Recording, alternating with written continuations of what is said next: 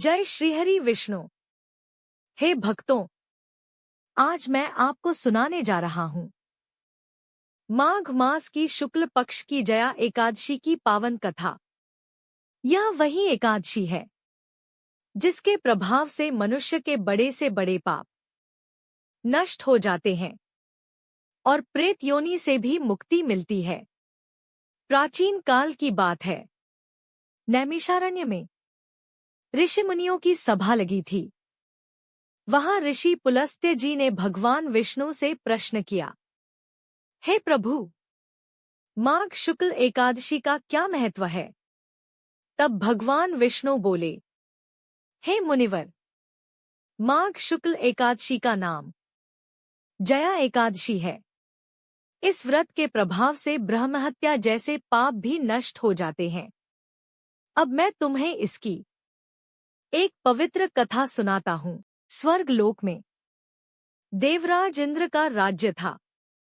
वहां गंधर्व, अप्सराएं और देवता निवास करते थे। इसी स्वर्ग में माल्यवान नामक गंधर्व था और उसकी पत्नी थी पुष्पवती।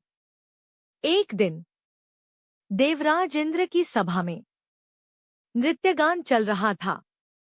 माल्यवान और पुष्पवती नृत्य प्रस्तुत कर रहे थे, परंतु नृत्य करते समय माल्यवान का मन अपनी पत्नी में अटक गया। उसका ध्यान सभा से हट गया। देवराज इंद्र ने यह देखा और अत्यंत क्रोधित हो गए। उन्होंने कहा, तुमने देव सभा का अपमान किया है।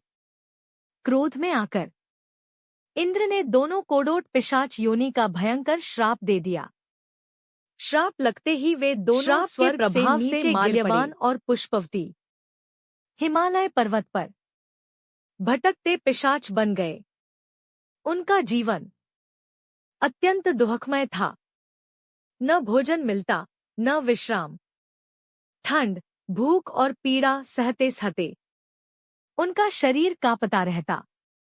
एक दिन माघ मास की शुक्ल एकादशी आई। भूख और कमजोरी के कारण वे कुछ भी खा नहीं पाए। इस प्रकार अनजाने में ही उनसे निर्जल जया एकादशी व्रत हो गया।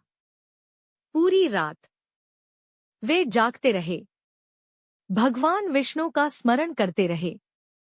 प्रातः होते ही एक दिव्य प्रकाश प्रकट हुआ। भगवान विष्णु स्वयं प्रकट हुए। भगवान बोले, तुम्हारे जया एकादशी व्रत से तुम्हारा श्राप समाप्त होता है।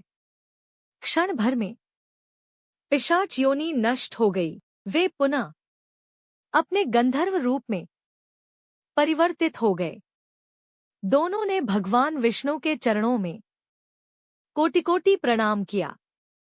भगवान बोले, जो भी मनुष्य श्रद्धा और विश्वास से जया एकादशी का व्रत करता है, वह समस्त पापों से मुक्त होकर वैकुंठ लोक को प्राप्त होता है।